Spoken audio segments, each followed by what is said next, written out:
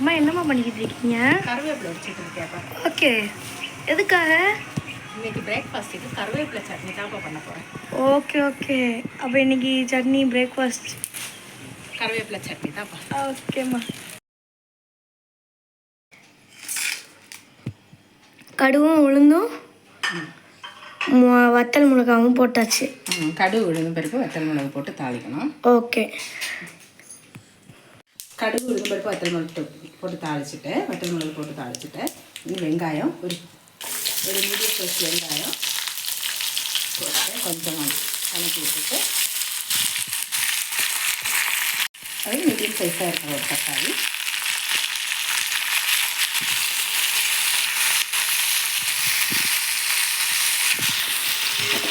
ரொம்ப எல்லாம் வதக்க வேண்டாம், கொஞ்சம் லைட்டாக ஒரு 2 நிமிஷம் வதக்கினா போதும். ஓகேயா? ஓகே. அப்புறம் கொஞ்சோண்டு தேங்காய் கருவேப்பிலை, இவ்வளோதான் இன்க்ரீடியன்ஸு. ஓகே, தேங்காய் கருவேப்பிலை. கருவேப்பிலை போட்டுக்கலாம். ஓகே, கருவேப்பிலை போட்டு ஒரு 2-3 நிமிஷம். ஓகே. அப்படியே இப்போ தாளிக்கும் போது அப்படியே கருவேப்பிலை போட்டு நல்லா வதக்கிக்கலாம் இல்லைம்மா? கருவேப்பிலை போட்டு ஒரு 3 நிமிஷம் வதக்கணும்ப்பா. கொஞ்சம் 2 பல்லு தேங்காய் இப்போ போட்டுக்கலாம். போட்டு ஒரு நிமிஷம் அப்படியே வதக்கிக்கலாம். ஓகே, தேங்காய் போட்டு 1 நிமிஷம் நல்லா வதக்கிக்கலாம். வதக்கி கொஞ்சம் நம்ம தேவையான அளவுக்கு உப்பு சேர்த்துக்கலாம்.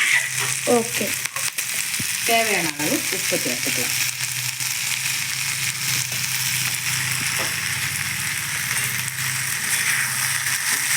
ஓகே, ரெடி ஆகிடுச்சு. இனி கொஞ்சம் ஆற விட்டு அரைச்சிக்கலாம். ஓகே ஓகேப்பா. அம்மா இப்போ ரெடியாம்மா? ரெடி ஆகிடுச்சுப்பா.